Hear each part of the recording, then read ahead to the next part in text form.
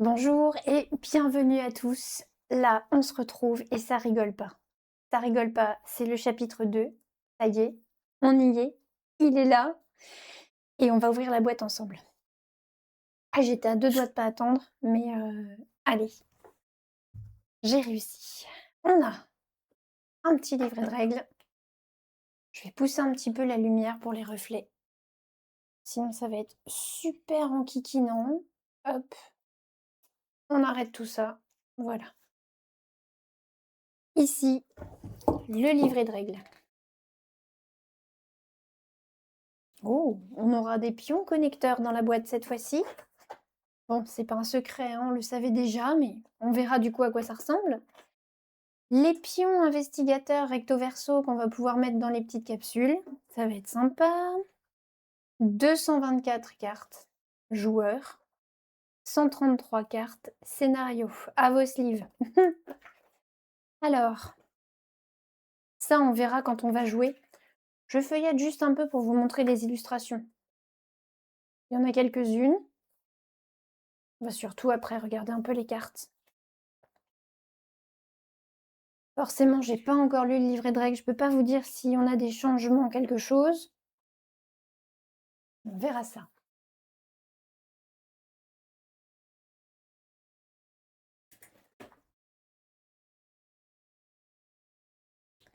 Sympa. De toute façon, les illustrations d'Arkham sont toujours belles. Voilà les choses horribles qui nous attendent.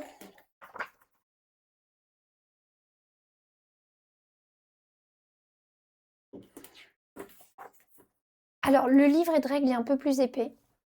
Là, on a des présentations de classe, du coup. Ça détaille un petit peu, pour les nouveaux joueurs, je pense que ce sera très bien. Un petit peu les caractéristiques de chaque classe. On a des decks préconstruits comme dans la première version. Je pense que nos premières parties, on les fera avec les decks qui sont proposés, histoire de découvrir la campagne et ensuite on jouera avec les cartes. On a des petits rappels de règles souvent oubliées. C'est toujours utile. L'anatomie d'une carte. Les descriptifs complets des cartes joueurs. Le livret a l'air complet et bien illustré.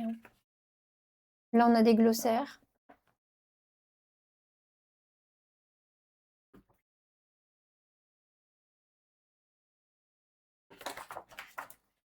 Bon, pour ceux qui connaissent, ce sera des rappels. Et pour tous les autres, ce sera très utile.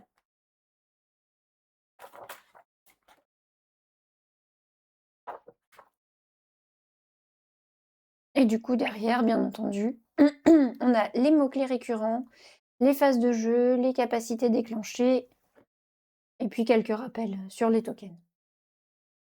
Allez, on passe aux choses sérieuses. Je vais pousser un petit peu ça.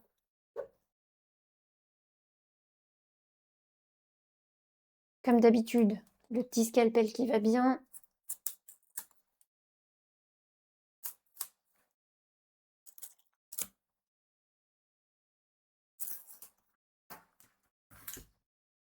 Allez, on est reparti pour des nouveaux jetons de Chaos Bag.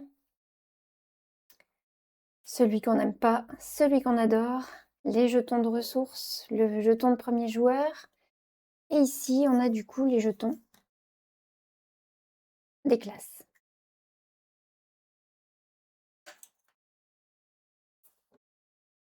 Ensuite, la première campagne du nouveau chapitre. Fraternité des cendres, guide de campagne. On feuillette juste, hein. Attention, pas trop de spoil. Ne regardez pas si vous ne voulez pas. Une glorieuse renaissance. Les flammes s'étendent pour le scénario 1.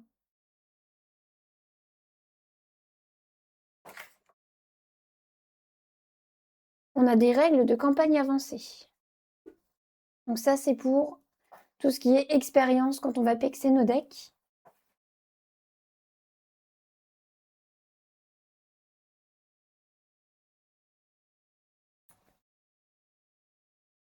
Nouveaux mots-clés et concepts.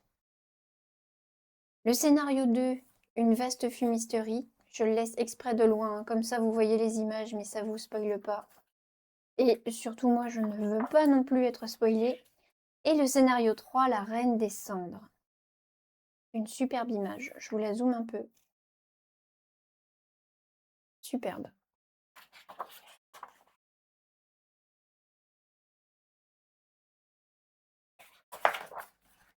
Et on a comme d'habitude le petit carnet de campagne à la fin. Donc on reste toujours sur un format A4. Petit livre pratique à poser sur la table. Et là, bien entendu, on nous dit la fin vraiment, et on va nous parler de ce qui nous attendra plus tard. On note que ils en ont eu marre de se prendre des missiles tout le temps à cause de la tête de leur boîte. Ici, on a un petit insert cartonné. Rien d'absolument transcendant, mais ça fait le taf. Le petit chaos bag, il m'a l'air un peu plus large que l'autre. Peut-être pas, je sais pas. J'ai l'impression qu'il est un peu plus large. On verra ça. Et par ici, les cartes joueurs. Isabelle Barnes, Trish Scarborough, Joe Diamond. J'imagine que les decks préconstruits sont déjà assemblés en fait. Et du coup là, on a juste à les ouvrir et à jouer. Ça doit correspondre à ce qui est dans le livret de règles. Et Daniela Reyes. Et par ici, donc forcément, on aura tout ce qui correspond à la campagne. En tout cas, les cartes sont bien protégées, bien installées pour l'ouverture.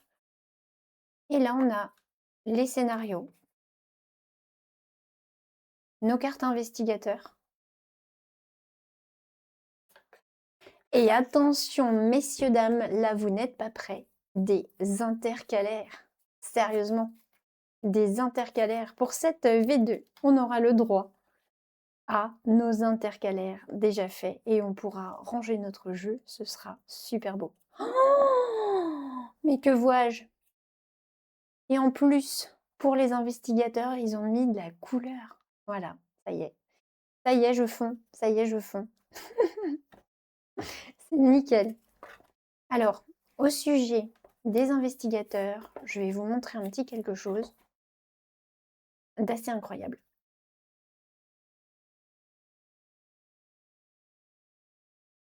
Attention, c'est en cours hein, pour l'instant. C'est pas fini. Mais voilà, une nouvelle figurine. Donc, vous l'aurez reconnu, je vous montrerai bientôt les suivantes. On va ouvrir quand même. Allez, lequel on ouvre? On va ouvrir Dexter. Voilà, je prends pas le scalpel. De toute façon, je ne me servirai plus de ça. Notre nouveau Dexter, le magicien, interprète sorcier. Après que vous avez joué un soutien, soit vous renvoyez dans votre main un autre soutien non-histoire que vous contrôlez, soit vous jouez un soutien différent de votre main. Limite, bien sûr, de une fois par round et on doit payer le coût.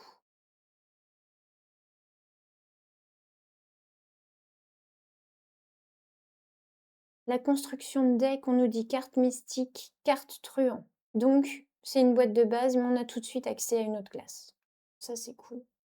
J'avais un peu peur que pour les constructions de deck, on soit limité à une classe unique, comme on avait dans La Nuit de la Zélatrice et dans Dunwich. Mais bon, du coup, ce sera pas mal. On va vérifier ça sur Joe Diamond. Après que vous avez enquêté avec succès, piochez une carte. Très, très, très, très bien. Et construction de deck, c'est ce qui m'intéressait le plus. Carte chercheur, il a accès à la classe gardien également. Au top. La petite Daniela.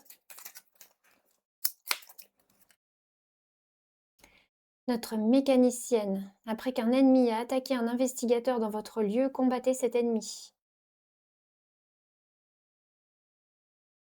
Et elle, en construction, elle a accès à la classe survivant. on va pouvoir imaginer des choses assez incroyables. Trish Scarborough, j'avais hâte de la retrouver. Pour elle, vous avez le droit d'effectuer une action supplémentaire pendant votre tour que vous pouvez seulement utiliser pour vous échapper. Eh ben, on prend, même si c'est limité. Construction de deck. Elle a accès aux cartes truand et chercheur. Ça va être super polyvalent. Je pense que elle, pour le solo, malgré un mental de 2, on devrait avoir de quoi compenser, ça va être très intéressant. Et Isabelle Barnes, un personnage que je découvre. Pendant un test de compétence que vous effectuez, subissez une horreur directe. Attribuez à ce test une compétence éligible de votre pile de défausse. Après la résolution de ce test, mélangez cette compétence dans votre deck. Bien joué. On va recycler les cartes, ça va être top. Et elle, elle va jouer survivant et mystique. Gros combo aussi. Non, c'est bien. C'est bien, c'est bien, ça va être très intéressant. Et on va jeter un œil aux petites cartes PXC aussi. Pour après. Et les decks, on les découvrira en partie. Alors, on a contre-attaque, un événement qui coûte 1.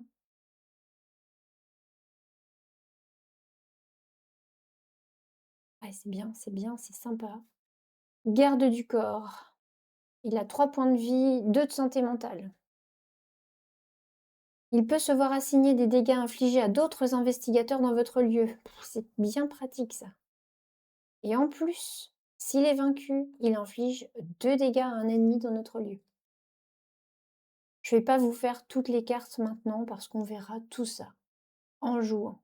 C'est quand même en jouant qu'on découvre vraiment les capacités des cartes. Et après, pour le détail des cartes, je vous les montre comme ça, mais je ne peux que vous conseiller la Arkham JCE TV. Ils sont pointus, presque effrayants des fois. Incroyable la maîtrise. Alors, studieux, savoir sans limite, main baladeuse, coup décisif, et de belles illustrations encore à chaque fois. À chaque jour suffit sa peine, hors de vue. Masque de Silenus, elle m'intrigue cette carte. Objet, masque, relique, maudit. On a plein de choses à faire avec ça. Sans peur. Ok, Pixé. Augure d'Élocos. Flamme cosmique. De justesse. Vieille boussole. Au bord du gouffre. Un coup près, Pixé. Charisme. Chasseur de reliques. Et, bien entendu, les traîtrises. On aura amnésie. Le scarabée d'or, qui occupe un slot. Le rôdeur sans nom. Et la paranoïa. Donc on a effectivement quelques cartes qui ressemblent à des anciennes ou des cartes un peu recyclées. Mais franchement, je suis super contente de récupérer ça. Et qu'on puisse repartir à l'aventure et surtout avoir de nouvelles campagnes. Donc je ne sais pas si vous êtes vraiment content aussi de recevoir ce chapitre 2. Moi, c'est certain. Et là, ça y est. Je vous ai montré ce qu'il y avait dans la boîte. Je termine. Je vous dis merci à tous. Et moi, j'ai une campagne à commencer. Alors, à bientôt.